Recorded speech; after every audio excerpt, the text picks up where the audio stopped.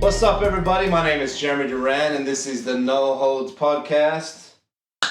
Man, this is a different setting for sure. We decided to just change everything.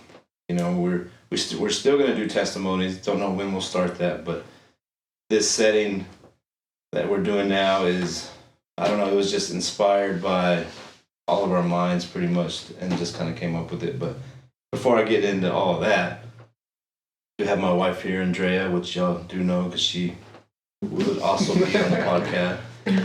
Then we have the new co-host here, Carter. And then we have the man right here. If you haven't heard his new single. Yes. New single. It's table. Yes. Jesse Clausen is on. He's going to be joining us. So it is going to be super awesome. So yeah, to kind of go in on what we did here was, and Carter kind of explained it in the video that we did yesterday, man, we have just some awesome conversations up here. Like usually there's just chairs around, and I'll either be cutting hair or we just come up here and talk. But even like me just cutting hair and just speaking to whoever's in this chair is just, it's always a good conversation. But we did try it one time where we would choose a topic. We got 2 topics. And that ended up, it was good, but it was just long. I think there was like an hour and a half long, maybe, on some of them. And it was like, man, okay, how can we cut this down to where it's just maybe 30 minutes, maybe something less, I don't know. So that's what we're going to do today. We are going to draw one topic or one question, and we're going to talk about it for 15 minutes. We'll set a timer for 15 minutes. And after that, the last one talking, like that'll be it. We're going to end the conversation there. And then my wife came up with this thing. What's it called? We're just going, since it's no holds, just kind of a twist, I guess. What am I trying to say? So we're going to share what we're going to hold on to, what we, I guess, received or hold on to with the conversation. Yeah. So yeah, there we go. And I do have stuff right here that Jesse will be choosing. What it is there's just numbers on here, and Carter has the questions numbered there. It's just easier instead of writing the whole thing out. So these are questions that our viewers ask. Yeah. So if you have questions that you want us to talk about, send them our way. Yes. Please. Well, there's 16 in here right now, so we're gonna need more. Just one, Jesse. Just one. Make sure you pick the right one. I don't want number 13, whatever number 13. No pressure, I swear. If you see it, put it back. What is it? Close. Okay. Close. 12. 12. 12 of them. I'll take that. 12. What is 12? What is the purpose to life? Wow. Oh, okay. Okay, hold on. Let's start out with banger. Yes. Reminds me of that movie. What is 15 minutes, right? Okay. 15 minutes? 15 minutes. All right. And we are live. We've been live. Okay. We are live with this question. So what is the purpose to life? Yo, that's pretty good. Steve. I think Andrea had asked one this. That's crazy You because I asked just that asked that on again. our group meet. Oh, snap. So And so she has like the right answer. Yeah, you open up. Well, before that, let's hear. Like, okay, so y'all didn't get to hear it. They shared in That's true. in the Expand group meet. Okay. She asked this to all the leaders, and I didn't answer because she why, told me not I to. asked, why did God create us and what is the purpose of your life? So, what is the Nick, purpose? what is the purpose? So what I had told her was, I feel like my purpose is to show love, to show the Father's love to the fatherless. And the reason why, growing up without a father, I didn't know what a father's love was. Yeah. And I remember one time, and it took a while for me to understand even what a father's love was, but we were in church, and I guess I was getting prayed for, or I went up there for something. I don't know what it was, but a lady gave Andrea a note, and Do you remember what it said? It said, father to the fatherless. Like, I'm going to be a father to the fatherless. Mm-hmm. So to me, like, I felt like that's just the purpose for me. Mm-hmm. Like, I know everybody's life is different, but for me to just, to just raise like the fatherless, the ones that don't, even the ones that do have fathers, but don't really know what a father's love looks like.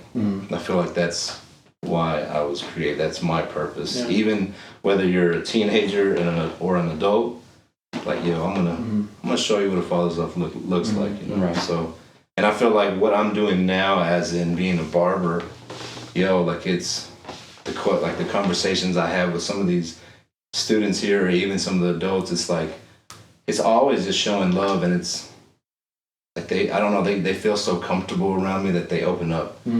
And I even had one the other day, like, it was so cool. Like he was like, "Man, I love you." Wow. Like, it made me want to cry, but I didn't. I'm still working on that. But it was so awesome, man. So that's kind of what I feel like. I don't know. That's awesome. Yeah, I think just piggybacking off of that, I think, like, I don't know if it's, maybe you can speak to this, but like getting a haircut is almost like a pretty vulnerable position, especially for like just people who maybe wouldn't open up a whole lot, like having someone like touch your head and like, whatever, like I think that's actually kind of a vulnerable spot, I think. So man, that's pretty cool. That's true. That's interesting that you experienced that. That's good. I never thought of it like the way you said it. Yeah. I think especially like, I don't know, I don't like to maybe generalize, but like me coming from the Mennonite culture, there's not a whole lot of physical touch, especially like, maybe it's changed a little bit throughout the generations, but especially like when I was growing up, and like there wasn't a whole lot of affection showed in the home, and so especially not from dads, and so that's just something that I noticed growing up, not just in my family but other families too, and so like to me that's just kind of like, well, yeah, you have somebody like working on your hair and like touching your head and stuff like that. To me that almost feels like a pretty vulnerable spot. So that makes a lot of sense. It's so good. That's good. Yeah. What would you say the purpose of your life is? Or I would just say, I was gonna clear life. reword it because like you asked this in the group meet. Yeah. Well, you were asking us personally, but the person that asked this question is towards them. So what would you, if somebody was asking you, what would you tell them? Like if someone said like, what's like, maybe they're not happy with their life, or maybe they're thinking about suicide, and one was like, what is the purpose to life? That's what I meant to. Like just in general, purpose to life. Man, I think that's such a huge question, and like philosophers have been asking this question for thousands of years, right, or whatever. But I mean, I think as believers, like we just have to know that the purpose is like communion with the Father, communion with the Spirit. Like at least, I mean, like obviously, like we have like specific purposes. Like everyone's specific purpose is going to be different, but just in general, I think the general purpose to humanity is just like we were created for Him. Like that's the only thing. Absolutely.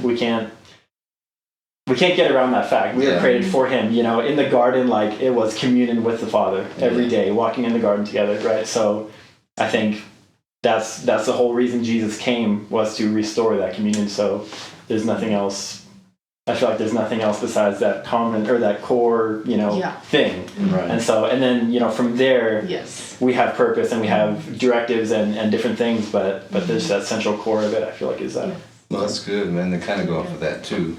I know it's just us talking. I'm sorry, guys. No. We told him to. Like, it's just like I've always thought like love is key, and so for us to live, like our purpose is to love one another. And I know at times it's hard, when it comes to maybe anger, unforgiveness, any kind of emotion, but to love, to walk in love, and to walk in the love He's shared us to one another is definitely something that I feel like is a purpose too. Yeah, absolutely. Yeah, I don't know, like listening to y'all talk, like it's kind of like y'all, like I know you, like you talk, I feel like you were talking to a believer, like but what if like I'm thinking about like what if someone like doesn't know Jesus, right? So how would you explain that to someone who's lost Right. or not saved or doesn't know Jesus is Lord. Yeah. And they ask me, like, what is the purpose to life? It's tough, you know, because you want to preach at them. Yeah. But Yeah. I mean, I would have the same answer. That, Yeah. Yeah. Because just like the word says, you were once darkness, but you are now light. Like I used to not, my identity used to be in the world. Mm-hmm. And I feel like we chase after stuff in the world that doesn't satisfy, Yeah. that doesn't taste good. It might taste good for a second, but it doesn't leave you satisfied after, you know? Yeah. So Yeah. I would definitely share my testimony with them. Mm-hmm. But just like you said, the purpose to life is relationship with the Father and relationship with Jesus. And that's where I found like my identity in him, you know? I chased so many things in the world, drugs, alcohol, partying, all that stuff, but it never satisfied me, you know? At the end of the day, going back to my room at the end of the day, unsatisfied, you know, just not happy with Temporary life. It's satisfaction. temporary satisfaction. For sure. Yeah. And that's good because, you know, talking to someone that doesn't believe or maybe has, or they did believe, but they no longer believe or whatever, it's like you're chasing after, you know, like deep down in your core that there's something missing because I feel like we all feel that. Like we're just like, oh, like I have all these things and, you know, from the outside looking in, it's like you're so blessed or whatever, you're wealthy, whatever, but yet like something's lacking. And that's because he created us to love us. And that's basically what that those videos that I shared, I just sent it in GroupMe, and I was really like, I was just sharing that I'm in a season, I'm going to school and I'm learning a lot of things that it's breaking, like a lot of false beliefs that I had within myself that I didn't realize I had, like consciously. I'm like, oh, God loves you, God, you know, he's a God of mercy, compassion, and he forgives you, but subconsciously there was like so much, like I viewed God as like, if I mess up, he's gonna, you know, discipline me, or if I mess up, it's my fault, and like something bad happens, it's my fault. Like it always went back. And so I'm breaking these like false beliefs of who I view God to be, or how he's been presented to me, and not that like to cast blame or shame on people, but just like because we're all seeing him from a lens of what we've experienced, our culture, our childhood, and so my earthly father or lack thereof, like you know. So it was so good to see that and see it, and like I just feel like God's just been pouring that into me and just like see me in this is who I am, and you have believed lies about me, and so it really wrecked me. And it was just like he created us to first to love us. Like he didn't need us, but he wanted us, and like for us to choose him. But it's like oh well, people say, well, he created us to worship and glorify him, and he says in the video like, well, you must think that God's like this rock star up and that he just wants your praise, and you know, and but that's like a byproduct. Like we worship and honor him and glorify him because that's a byproduct of him loving us, you know. And so it was really good. Like I received so much, and you know, we love because he first loved us. And so many scriptures. I don't know the script for 1 John something. So I'm just throwing it out there. Somewhere in the Bible. I don't know, you said like even the believer like falling or not feeling like, or even asking himself what is the purpose of life after you're accepting him as Lord, you know, and Savior. I was reminded of Romans chapter 8 verse 15. It says, for we did not receive the spirit of slavery to fall back into fear, but you have received the spirit of adoption as sons, by whom we cry, Abba, Father. So just like you said, like being unsatisfied like with life and stuff, when you're not really in communion with him, in relationship with him, you have the Holy Spirit on the inside of you crying out, Abba, Father, because the Spirit's longing for him, for you to know him, you know. So That's really good. You know, so I know your testimony. Some other people do, but when you were going through the stuff that you went through, picture yourself now, but back then asking like, what is the purpose of life? What like you've been asking me, what would you tell yourself now? Like, what would you tell that person now? I dare you to give your life to Jesus. Like simply, like I dare you to surrender your life to him. Maybe not even like believing it at first, but like, all right, for a month. I'm gonna go to church. I'm gonna read this. Yeah. You know, because maybe you're right. But what would I tell myself was like he's waiting for a relationship with you. Like he wants, like he desires a relationship with his creation. Mm-hmm. No, I mean, yeah, that's good. Yeah. That's real good. And I think too, like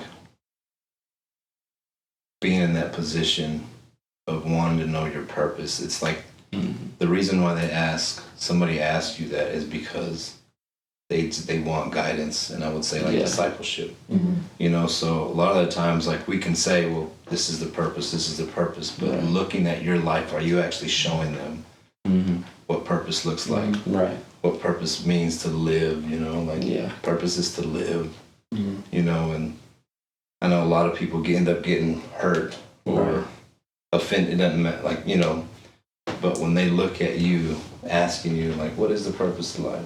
Are you actually showing them? Does your life? Yeah. Is it an example? Exactly. Yeah.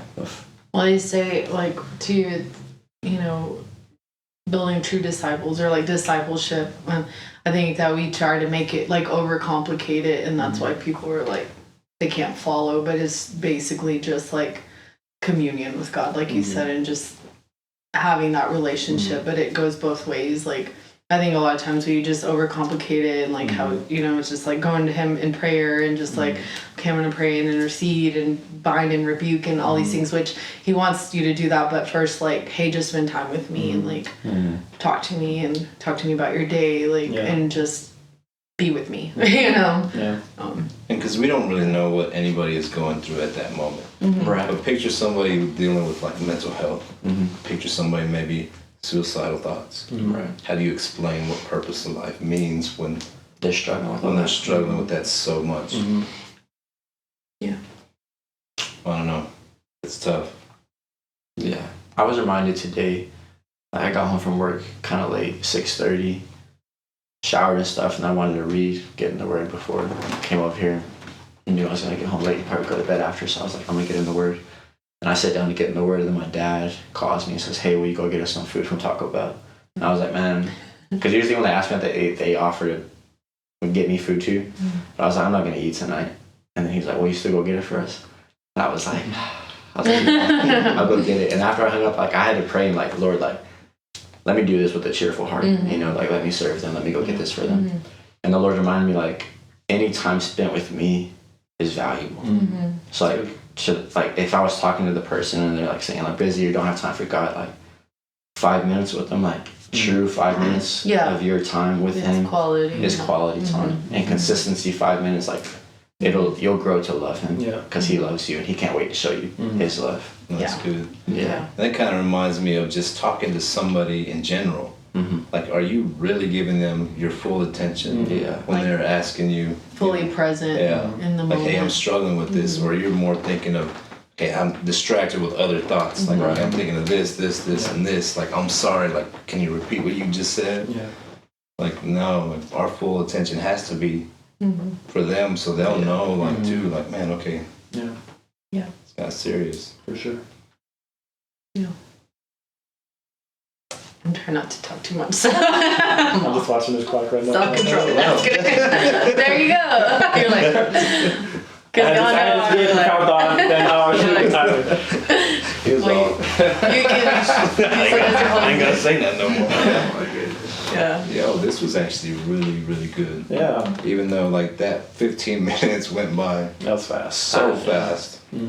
But It's really good. it went. I thought it was pretty good. Yeah. So, what's something that you would tell this person that they could hold on to from this conversation, or what they could take away from this conversation? Somebody that's like a believer, or it doesn't really matter. Just in general, like, what would you tell someone? What? Just answer that question. Yeah, I guess not answer it, but something they can take away from the conversation tonight about this topic or this question. Right. I think, man. I have it. I would say, so my takeaway, or I guess what you can hold on to. You can hold on to this knowing, like, you do have a Heavenly Father, whether you're a believer or not. Like, you know deep in your core that like there's a longing there for something more, and some like you know that because it's all in us. And so you have a Heavenly Father that is ready and for you to come to him and for him to just love on you and like connect to your heart, and everything else, like it says, seek first the kingdom, seek first the kingdom of God and his righteousness. And so we can make like overcomplicated, but I think it's just like seeking him first, but so that he can come in and like connect to your heart and love you in those places of like brokenness and whatever, like, and he just wants to love you. And when your heart, like the more that love that you have and you're connected to the heart of God, like everything else lines up, like he'll show you your purpose, like whatever else, like you said branches, I don't know what you said, the word was good, but it's just like, I should step out and do this, or I should, and he's just with you, and like, we just overcomplicate it, I think is what happens with Christianity, is like, we just make it so like, don't step out of his will, don't, and so it's just like, he created you to love you and let him love you. So. Dang. Yeah, I think for me, that's kind of similar to what I was thinking is the, we overcomplicate things so much. I think that's a good word for tonight, is like, even with discipleship or with like showing people what a father looks like or whatever, whatever it might be, like, it's so easy to get in your head about things, or like, I gotta follow A, B, and C, and then 1, 2, 3, and then, get the formula down, and then, and then discipleship can happen or whatever it might be. But like, yeah, I think, relationship is natural. Relationship isn't, you can't learn about relationship in a book, I mean, maybe the Bible is section, I don't know, but like, if we only had the word and we didn't have the presence or the spirit, we would not know what a relationship is, right? So so we need both. We need the word and the relationship, but like, so I think that's great, is like, we don't need to overcomplicate this thing. Like we just need to be in communion, in fellowship, and in relationship, relationship with God, and then fellowship with one another. And like, to me, that's just like the bread and butter of our faith and everything. So yeah, that's good. Yeah, I think. Go ahead. You got it. No, for me, well, you were gonna go off of what he said. Yeah. Bread and butter. I'm just kidding. That's kidding. Is that you? No, like, you answered the question originally. Like, I think to anybody who is asking that question, like, it's simply Jesus. Like, that is the purpose to life. But I don't know, I used to be like so overwhelmed with that. Like, what is my purpose, or what is the calling? And whoever asked the question, or whoever watches this, might be struggling with their purpose in life. And y'all talking about like not overcomplicating this. Sometimes as Christians we can overcomplicate it for the unbeliever, or even for the believer. But Proverbs 4:25, it says, "Let your eyes look directly forward, and your gaze be straight before you. Ponder the path of your feet." So as you're looking at him, ponder the path of your feet as you're looking at him. It says, "Then all your ways will be sure. Do not swerve to the right or to the left." So don't turn towards other things. Keep your eyes fixed on him. It says, "Turn your foot away from evil." But it says all your ways will be sure. So to the person listening, like, keep your eyes fixed on him, and don't turn towards other things, because Jesus said he is the way, the truth, and the life. But it's simply Jesus. It's not complicated. He didn't make it complicated. He just wants your heart. Yes. That's good. For sure.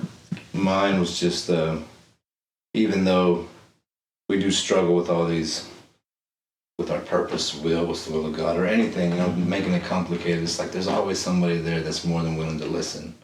More than willing to hear you out and guide you, disciple you, lead you in the right path. It's just, we have to be open ourselves to though.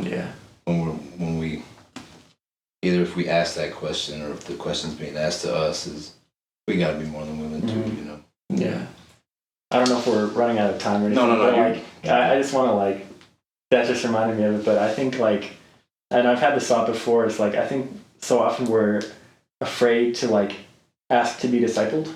At least in my case, I feel like in my life I've been I've been afraid to like, because I think for the most part people want to share what they've learned and want to like be a help to somebody else. Right. And I think so often in my mind I'm like, well, I don't want to be a bother. I don't want to, you know, why would somebody else want to disciple me? Like they're probably just thinking like figure it out on your own, right, or whatever. Yeah. But like I think so often, like I like to be asked for, you know, I like to be come to and say, hey, you know, how did you do this or whatever, you know, like to me that is so gratifying and rewarding. Right. And so why would we think that other people don't feel that way? You know, like I feel like we need to be searching to be discipled, and obviously by like good sources, good spiritual fathers, whatever it might be, good fathers, and mothers, and you know all that kind of stuff. But like, yeah, to me, like I was just thinking about that as you were talking. I was like, yeah, I think we were too scared sometimes to like ask to be discipled or you know pursue that. So yes, sir. Yeah. And a lot of the times it's just because maybe we have asked, we've been rejected, Yeah. right, and Just afraid to be vulnerable Mhm. too. yeah, Yourself in that. yeah, absolutely. and what about you, Kelby? For me, You got anything to share? I know I'm trying to. Shout out to I know, Kelby. shout out to Kelby for recording. You're the Dude best. is awesome. Yeah. But thanks, bro. didn't know if you had anything to share before we ended. No, not right now. Yeah. Yeah, Thank you. No, we're cool. Yeah, That'll work. you're the best. Thanks, guys. Appreciate Man, it. well, yeah, this went very well. I'm going to enjoy this. Awesome. Yeah, I'm I'm going excited. to enjoy this Yeah. for sure. I don't know if it'll be every week or once a month or once every 2. I don't know. That's something we're. Yeah, life, That's kids, something we're still. work, But yeah, like. school. Yeah. But we are going to try our best to do what we can for sure. If you want to be on the podcast, hit one of us up, DM either the No Holds Insta or Facebook, or text one of us if you know us personally. You're more than welcome to come and join. Later on in the future, we would like to have this thing just kind of full of people while we have the podcast going, and just kind of sit in, you know, like this. Like a live audience. You know, like Yeah. got a lot of plans, I guess. But yeah, man, I appreciate you. Yeah, Thanks, thanks for Justin. having me. Yeah, I this really, was- I feel honored. Yeah. Yeah, man. We're appreciate honored to that. have Yes. you. And y'all check out Heaven's Yes. Table. Check it out. Sydney single. Yeah. Check it out. You are Yeah. gonna be on the floor crying. And my brother's in it. Yeah. But yeah, you know, follow us on Instagram, Facebook. We are Spotify, Apple, Google Play. I don't know, honestly, don't know where we're at. All streaming. We will be on YouTube, which we're already on YouTube, but we'll be uploading some stuff soon. And send more questions if you Yeah, have send them. more questions. Don't Like be scared. real deep talk. Send them. Even if it's like the craziest, weirdest thing.